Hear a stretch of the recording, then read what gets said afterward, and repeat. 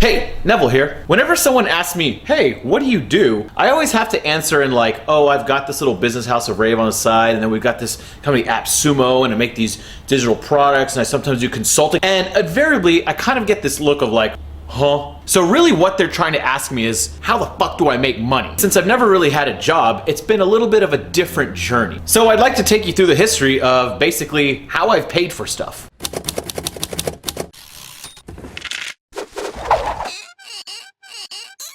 My first foray into making money was in middle school when I would download music, put them on CDs, and sell them. And since not that many people had CD burners at the time, I could charge maybe 20 to 25 bucks per CD. Was that illegal? Probably. I learned how to design websites, and randomly someone would say, hey, can you make a web page for me? And they would pay me a little bit of money, I would make a web page. Then starting in high school, I used to stay after school with a bunch of other nerds, and we'd try all these like little money making schemes. I don't know, we were just fascinated by money somehow. We would do things like sign up on Yahoo stocks and like try to fake penny trade stocks and see if we could make money with that. But none of us had money, so we never did. Then I made a website called Neville's Cool Car Archive. I used to download cool pictures of cars and then Photoshop the backgrounds out so it was all black and just posted those online. And back then it used to get a lot of traffic, and so I put some banners up and made 15 cents or something stupid like that. And then at the time there was all these ad networks that if you surf the web, they would pay you like 10 cents an hour or something. So we devised little schemes to make a bunch of different computers, click on random things and try to make money off of that. Basically a bunch of stupid little money schemes, right? But then in high school I realized maybe I should start like a more real business that could actually make money. So the first one I actually started was called houseofrave.com, and it was a rave dropshipping company, meaning I sold light up and glow stuff, but there was a supplier in California that had all the stuff,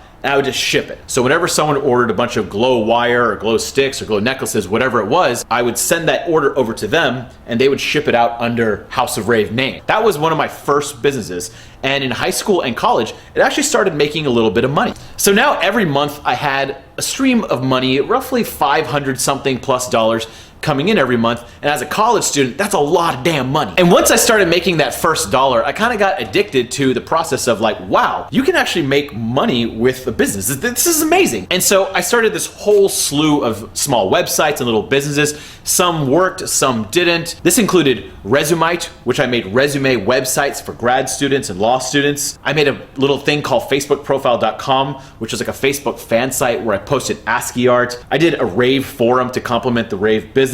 I did some power washing of houses, things like that. WordPress design, putting Google AdSense on my blog and making $100 a month or something like that. I had some 3D printing websites where I'd post 3D printing news and put Google AdSense on that. Basically, I tried tons and tons of these different websites and businesses that made a little bit of money each, and they all added up into a decent amount of money I can actually live on. And since I was a cheap Indian kid, I basically didn't spend any money whatsoever through college, so I saved it all. So by the time I graduated college, I actually had enough money to live on. But now, college was ending, so that means you have to go get a job, right? Like college ends and you get a job. Well, I always found this a little bit weird because I had a lot of older friends who would tell me about their jobs and they didn't seem like they liked them that much. And in my head, what I personally thought you get out of a job was, one, you do the job to make money. And then two, you hopefully do the job because you're actually having fun at it. And what I found from real life experience was most people, if you took away the money part, they would not do the job part.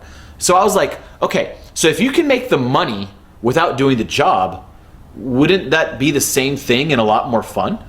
So by the time college ended, I had enough money saved up to where I could live for about 2 to 3 years without doing anything. So I thought, let me give this entrepreneurship thing a try. Otherwise, I'll just go and get a job. So when I graduated college, I had houseofrave.com and a bunch of other websites that would make a little bit of money every month. Then I started doing some consulting. So I was actually very good at getting a lot of my results to the top of Google. So that's called search engine optimization, SEO. And at the time, that was kind of like this emerging industry.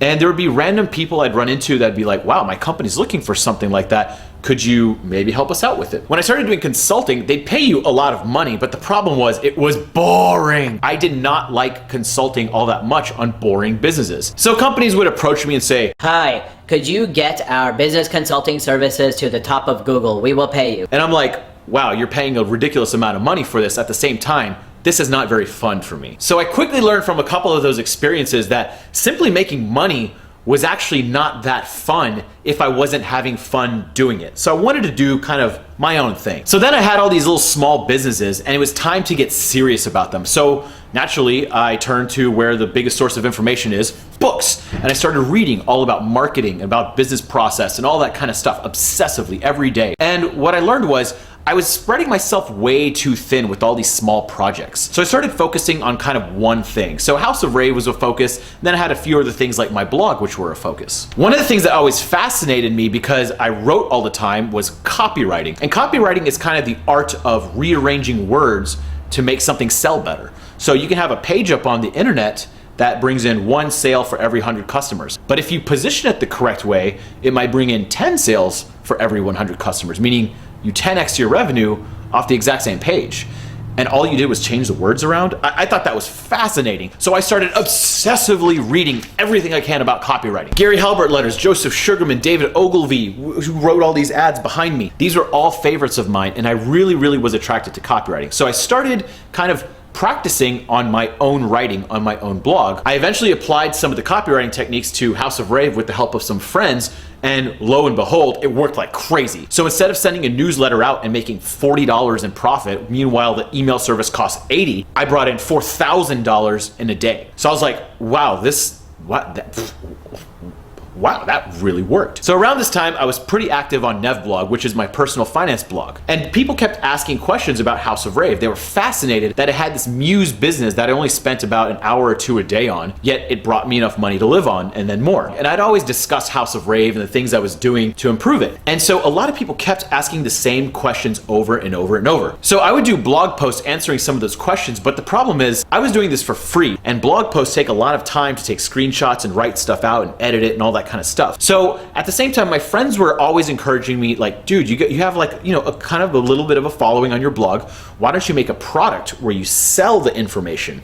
And this, for some reason in my head, did not compute. Like I couldn't imagine charging for this information. But then I realized, man, all these people really want to know this stuff. It's going to take me a lot of time and possibly some money to show them how to do this. So let me try it out. So I made my first digital product, which was about how House of Rave worked, how a Muse business worked. And essentially the idea was you get to look inside someone else's Muse business. And most people, especially if they live in a small town, have never seen inside of someone's actual web business.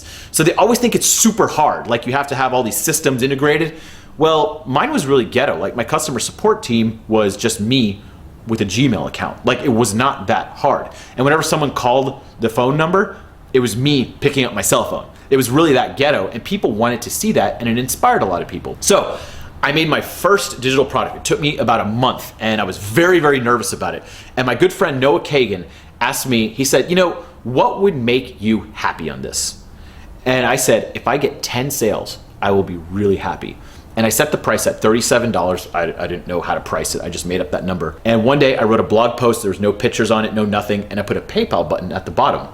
Lo and behold, I got 27 sales the first day. So 27 times 37, something like $1,000. So basically I made roughly $1,000 that day. Otherwise, my blog was only making about 110 bucks a month with Google AdSense, and I hated seeing those ads on the side of my blog. So now instead of having ads, I had a product I can sell myself as much as I wanted. It made a lot more money, and people were still getting a lot of value out of it rather than just clicking on my site, some weird Google AdSense ad. So with the success of that, I started seeing that like, wow, this kind of format of me making short videos followed by text is really helping people. I mean, a lot of people got their businesses off the ground after watching that short little video course. I just could not believe it. So I finally started looking at myself as an educator, like I have been all these years through my blog, but I never wanted to admit that I liked kind of teaching people. So at this time, I ran my blog, I ran House of Rave, I probably had a couple other websites, and I was also selling this product. And the product did pretty well, and Noah Kagan, my good friend who started AppSumo.com, it was number 30 at Facebook, he was kind of building AppSumo off my couch. He would come over to my apartment, sit on the couch, and we just kind of worked together, and he was doing this little AppSumo thing. And he had about 50,000 email subscribers. He's really good at doing that kind of stuff. And he would send out these emails, and I was on the email list, and I would always get his emails, and I'd be like, dude, these are a joke, man. Like, you don't put any effort into them. He actually hated sending out emails. At the same time, I was obsessively studying copywriting and like copying out ads like this and literally handwriting them. I was obsessive about it. I was like, dude, let me try sending out one of these emails to 50,000 people and let's just see what happens. So he gave me a good deal, but it was a very specific deal about fonts called Kernest. And I wrote this like 3-page long thing with jokes and some pretty rough humor and like how to use it and how font designers. And I mean, it was hilarious, offensive, and really effective. It was the most popular AppSumo deal by far. And me and Noah are both kind of like, wow, that worked way better than we thought it would. So to make sure it wasn't a fluke, I started writing the next email and the next email and the next email. Lo and behold, AppSumo had this kind of like reputation for sending out these really interesting, like, oh my God, what are they gonna say kind of emails. And they converted like crazy. So with the exposure from the AppSumo emails, I also started getting consulting from copywriting. So I'd start taking on contracts for that occasionally. I was doing my own stuff. I was doing House of Rave. And then I started doing this AppSumo stuff more and more. And I found that to be really, really enjoyable. That's the stuff I liked the most. So one day we were talking about putting that existing product about House of Rave on AppSumo. But it was more about designing an e-commerce website, and not that many people on the AppSumo website were really interested in that. What they were interested was seeing behind the scenes of like a Muse business. And so we positioned it like that and released it, and I didn't know what was going to happen. I thought maybe I'd make a couple of sales. What do you know? It was the best-selling deal in AppSumo history. So that was very encouraging, and that made a lot of money. At the same time, I was really interested in this copywriting stuff, so I kept talking about it with people, and people kept saying like, wow, this is amazing. What do we do? How do we do it? Blah, blah, blah. So I was like, well, I made this other course that was really effective for people and it made me a lot of money. So it's kind of a win-win. So let me make another one. So I made the copywriting course. The copywriting course, we sold it through AppSumo. Once again, it was a huge success. People loved it. Then Noah wrote a post on the 4-Hour Workweek about how to validate businesses in a small way. And I had been doing this stuff for years, just starting very small, and then if it did well, investing more money. So he did a post about this, and it was a really big success on the 4-Hour Workweek, Tim Ferriss's site. So we made a product called the Sumo Business Blueprint that taught people pretty much the exact method step by step, and we showed them how to do it. Once again, that was a huge success. So I started noticing a trend, like, okay, I'm having a lot of fun making these products. The products are making a lot of money, and they're helping a lot of people. Like, this is win-win-win. There's no drawback over here. So I started making products left and right, and about every month I was putting out a new product. So I had the behind the scenes course, I had the copywriting course, the Sumo Business Blueprint, the diet course, which flopped, social crash course, which flopped, course about building a course because people wanted to see how I was building all these courses. Then I did the autoresponder course, copywriting course part 2, Sumo Business Blueprint part 2, the Craigslist course, problem solving checklist, yada, yada, yada. I made about 11 or 12 products within the course of about a year and a half. So on the making money front, I was making money through my blog, I was making money through House of Rave,